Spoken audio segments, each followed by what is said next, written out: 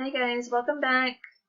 I hope you enjoyed your 4-day weekend. I hope you didn't do any schoolwork and you just enjoyed your family and got to eat lots of candy.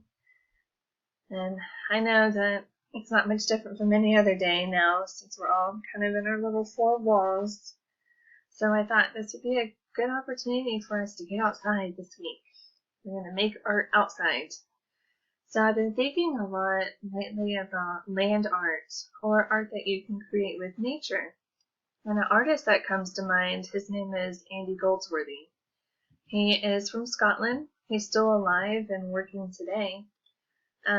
When he kind of came out in the 1960s, him and a lot of artists like him, they were trying to fight this stereotype that art only belonged in a museum or in an art gallery, that you can create and show art anywhere. It doesn't have to be in like this kind of institutionalized place.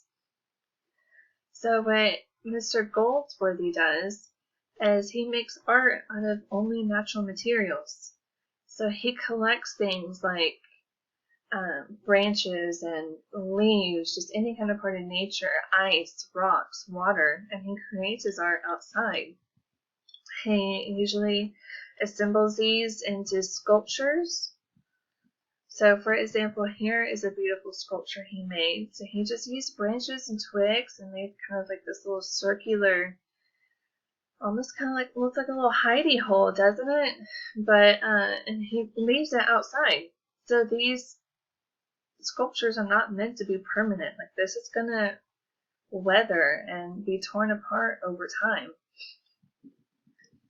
Here's another example. I love this one. So he collected icicles and put them together in like this beautiful starburst pattern. And again, that's not going to last forever. That's going to melt once it gets warmer outside. Here's an example of an assemblage. So this is not quite a sculpture, but it's when you put different elements together to create a piece of art. So my task for you is to get outside this week. So either go out in your yards or safely go on a walk with your family. And while you're out, be looking around at different objects that you can collect, natural objects. You can find all kinds of art elements outside. Form you can use for rocks or pine cones. Line you could find in grass or pine needles. You can find shape just about anywhere. Leaves have a beautiful shape, color, and flowers. And you're going to take these objects that you find and you're going to put them together to make your own assemblage, your own little artwork.